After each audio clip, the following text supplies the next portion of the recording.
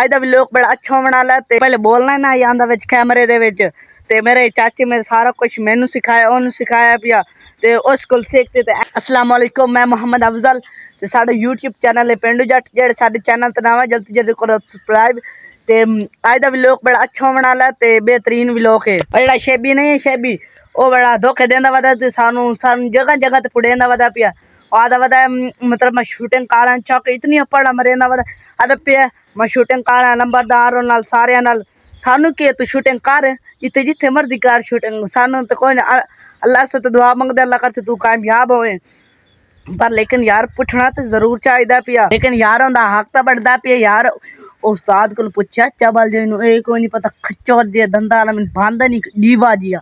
ते आधा पे नाल उस्ताद को उस्ताद तो मेरा चाचा आई अल्ताफ भाई ते दिया उसको मशवरा लवे उसको पूछे तो ताई जावे अग्गा ताई अग्गा कामयाब हो सी एन पहले बोलना ना आंदा विच कैमरे दे विच ते मेरे चाचे मेरे सारा कुछ मैनू सिखाया ओनू सिखाया पिया ते उस कोल सीखते ते एंड ते कै बंदे ओनू आख्या पिया ते मेरे चाचे को सीखते गया पिया उस कै बंदे टकरिया पिया अरे यार अल्ताफ तेन पैसे नहीं देंदा तेन उस 30-40 रुपये तनख्वाह लै देने पे तू साडे रले चोल बस उन्हां रले वग गया पिया ते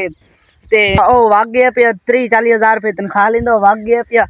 ताया तो मैं टकरिया पिया मैं यार तू साढ़े को क्या जाना भाई अल्ताफ तो मैं पैसे देंदा नहीं मैं यार उस दिन हाले कवालता सिखाया पिया उसको तेरा पूछना था